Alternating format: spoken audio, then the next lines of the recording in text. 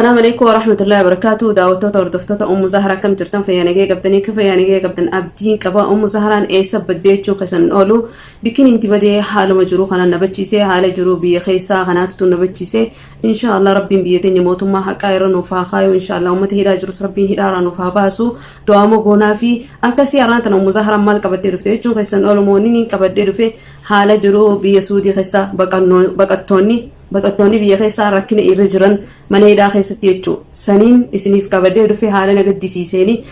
du'aanillee mana hidhaa kana keessa waan jiru irraa quba qabaachuun turre yaani hawaan isaan keessa jiran viidiyoo maka namni YouTube irra gadhiisu Facebook irra gadhiisu agaruu malee jechuu amma laakiin eeleeti yaada malkaa horiistitu mana hidhaa jira ammaan tana isiitu qabame mana hidhaa keessa jira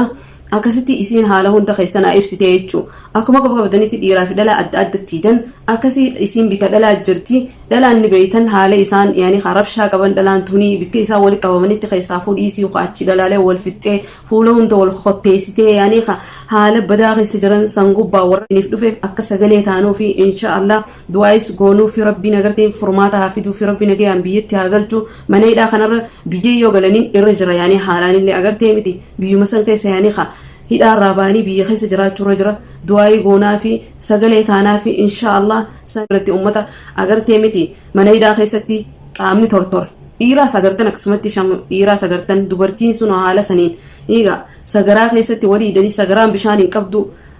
akkuma beeytanitti haalli isaanii jiruu keessan jiran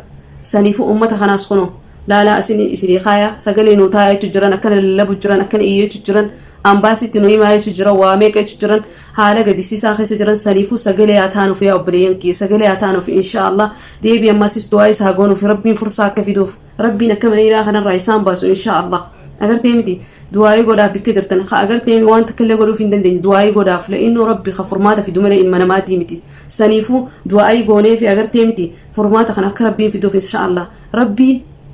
du'aayii tana nama irraa taqabbalu rabbumaa beeka saniifu inje xiqqaa guddaan keessan agartee miti karaa rabbii deebi'aa namni muslima taatan hunda du'aayii godhaaf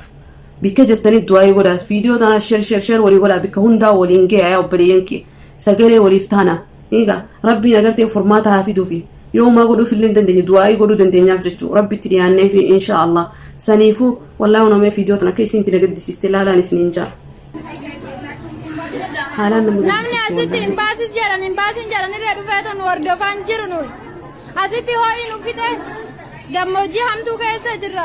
Akkuma agartan kana viidiyoon haala nama gaddisiistu jirti yaa obboleeyyan kee dhiiran jenne dubartiin jenne xiqqaa guddaan keessan agartee miti du'aayii godhaaf rabbi dhiyaadha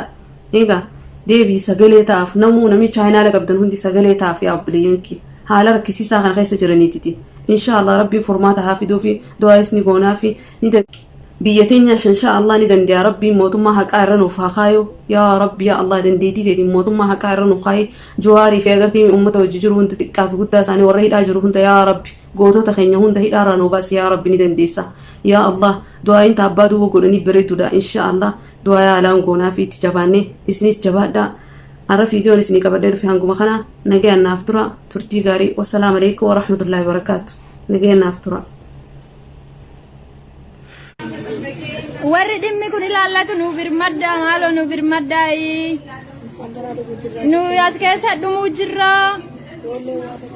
oromoo rabbii jaanu jedha rabbii jaanu namni asitti hin baasin jedhan irra dhufee tan hordofaan jiru nuyi asitti ho'iin uffite gammoojjii hamtuu keessa jirra.